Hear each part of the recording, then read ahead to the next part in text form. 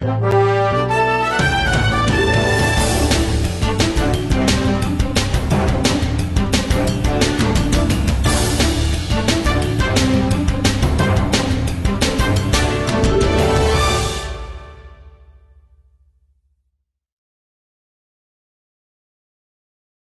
दोस्तों, स्वागत है आपका। दोस्तों, जैसा कि आप लोग जानते हैं कि आज रूस ने यूक्रेन के दो इलाकों डोनेत्स्क और लुहांस्क को अलग देश के तौर पर घोषित कर दिया है। साथ ही यूक्रेन के अंदर इन दोनों ही इलाकों में अपनी सेना भी भेज दी है। और रूस के इस कदम के खिलाफ अब दुनिया भर में कड़ी प्रतिक्रियाएं आनी शुरू हो चुकी है। वहीं यूरोप, ब्रिटेन, अमेरिका ने रूस के खिलाफ कड़ी कार्रवाइयां भी करनी शुरू कर दी हैं।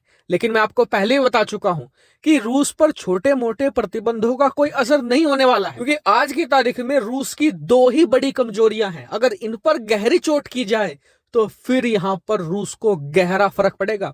पहली है नॉर्ड स्ट्रीम 2 और दूसरा है स्विफ्ट पेमेंट सिस्टम, और इनमें से एक को अंजाम दे दिया गया है। स्क्रीन पर आप अपने देखिए, जर्मनी ने नॉर्ड स्ट्रीम 2 गैस पाइपलाइन को फिलहाल के लिए रोक दिया है। यह रूस के लिए बहुत गहरा झटका है और रूस की अर्थव्यवस्था और उनकी करेंसी इस बात को दर्शा रही है। रूस की जो मुद्रा है रूबल, वो डॉलर के मुकाबले 80 को पार कर चुकी है। आज की तारीख में अगर आप देखें, भारतीय रुपया रूस की मुद्रा रूबल से कहीं ज्यादा मजबूत हो चुका है और रूस की मुद्रा लगातार धराशायी होती जा रही है। वहीं रूस का स्टॉक एक्सचेंज पिछले एक हफ्ते के अंदर 30% तक गिर चुका है और लगातार गिरता ही जा रहा है। और इसी वजह से रूस की अर्थव्यवस्था आज की तारीख में पूरी तरीके से भर भरा कर गिर रही है। लेकिन आप कहेंगे कि नॉर्ड स्ट्रीम में ऐसा क्या था जिसने रूसी अर्थव्यवस्था को गिराना शुरू कर दिया है। दरअसल इसके लिए आप स्क्रीन पर देखिए, मैप में जो आप ये पाइपलाइन देख रहे हैं ना, जो रूस से चलती है और जर्मनी तक जाती है, यह है नॉर्ड स्ट्रीम 2 पाइपलाइन। दरअसल इस पाइपलाइन के जरिए रशिया बिना किसी बाधा के और बहुत ही अच्छे दामों पर जर्मनी को डायरेक्टली यहां पर गैस सप्लाई करने जा रहा था। जर्मनी ही नहीं, यूरोप के और भी ज्यादा बड़े जो देश थे उन्हें भी जर्मनी अरबों खरबों डॉलर की गैस सप्लाई करता,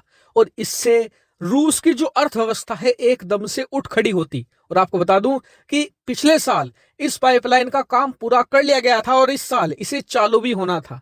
वहीं यूरोपियन देशों की रिक्वेस्ट पर अमेरिका ने इस पाइपलाइन को प्रतिबंधों की सूची से बाहर भी रख दिया था, और इसीलिए रूस को कुछ नहीं करना था इस साल, बस अपनी गैस जर्मनी, फ्रांस और इन सभी बाकी देशों तक सप्लाई करवानी थी और बहुत ज्यादा बड़ा और मोटा मुनाफा कमाना था। ये नॉर्ड स्ट्रीम 2 पाइपलाइन से रशिया को इतना फायदा होता कि आने वाले 3-4 सालों के अंदर रशियन इकोनॉमी अच्छे से रिकवर कर जाती।